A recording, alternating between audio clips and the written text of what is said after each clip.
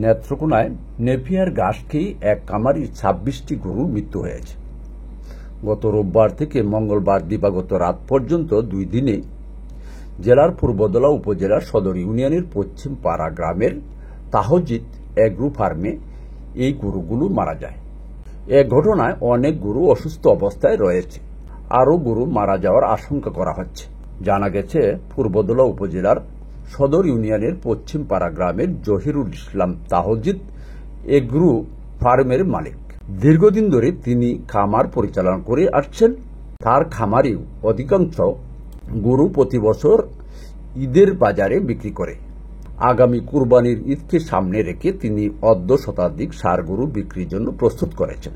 গরুকে খাওয়ানোর জন্য খামারের পাশে নেপিয়ার ঘাস চাষ করা হয়।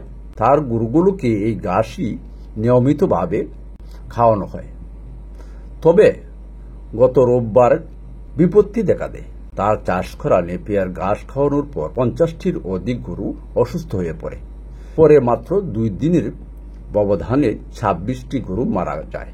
খামারের মালিক জহিরুল ইসলাম বলেন, নেপিয়ার কাঁচা সবুজ ঘাস খাওয়ানোর পরেই শনিবার সন্ধ্যায় অনেকগুলো গরু অসুস্থ হয়ে পড়ে। এর মধ্যে ২৬টি গরু মারা গেছে। ১০-১৫টি গরু অসুস্থ অবস্থায় আছে। খামারের ষাঁড় গরুগুলো কোরবানির সময় বিক্রি করার জন্য প্রস্তুত করা হচ্ছিল।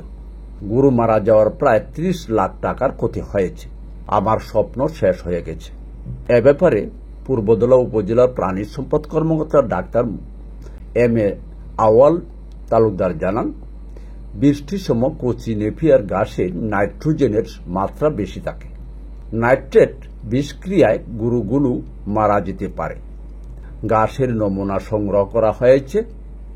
পরীক্ষার পর বিস্তারিত জানা যাবে। অসুস্থ গরুগুলোর সুস্থতার জন্য মেডিকেল টিম কাজ করছে। নেত্রকোনা থেকে জাহিদ হাসান, চ্যানেল আই।